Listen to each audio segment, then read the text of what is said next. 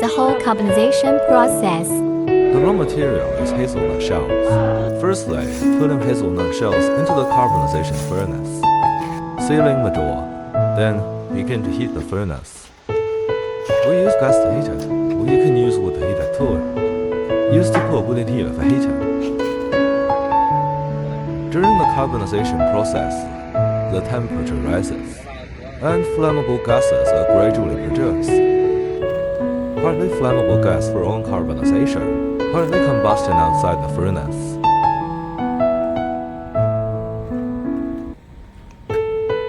Moments later. By this time, the carbonization is complete. And the temperature has cooled down. Turn on the door to see the carbonization effect. Before and after carbonization.